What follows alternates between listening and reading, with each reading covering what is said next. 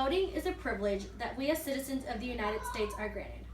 These rights weren't always there, though. Poll tax and literacy tests kept poor whites and African Americans from voting, and women were not granted the right. Today, that is not the case. All citizens of the United States who are eligible are allowed to vote.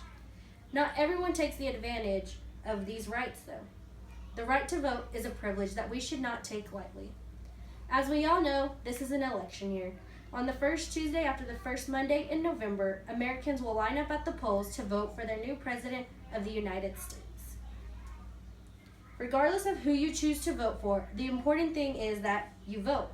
Voter turnout is important, and many Americans feel as though their vote does not matter. This election year alone, only 9% of Americans chose Trump or Clinton as their nominees. The United States is made up of 324 million people. 103 million of those people are children, non-citizens, or ineligible felons who are not allowed to vote. 88 million of the eligible adults do not vote at all. 73 million didn't vote in the primaries, but will most likely vote in the general election. The remaining 60 million people voted, and about 30 million of those people voted either Republican or Democrat, and the remaining half chose other primaries. 14% of the population voted. That is a very small amount. If you want your candidate to win, you have to get out and vote and convince those around you to vote as well. It doesn't take much to get registered to vote either. When you're renewing your driver's license, the worker will ask if you want to register to vote. All you have to say is yes, and she does the rest. There's also an online form you can submit, or you can mail it to your county's voter registration office.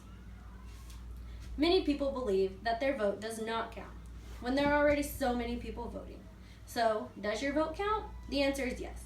When we are voting for our president, we are not voting in a national election, we are voting in a state election.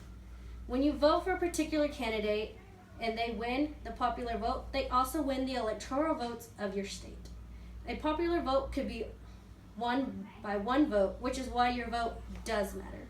Your vote could be the deciding factor between who wins the popular and electoral vote. In big states, such as ours, who get more electoral votes is a big deciding factor in who wins the presidency. So what is the Electoral College? The Electoral College is what decides who wins the election. It's made up of 538 electors who cast votes and decide the president and vice president of the United States.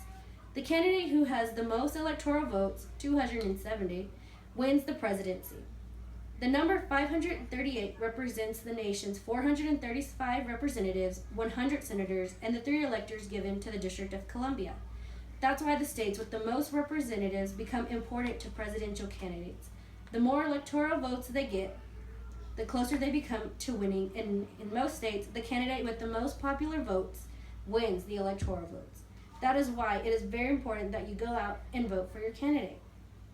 November is quickly approaching, and our time to register is narrowing. If you know anyone who isn't registered, have them do so before October 11th, or they will not be able to vote in the 2016 presidential election. We, as citizens of the United States, have control over who leads our country. We just need to get out there and vote.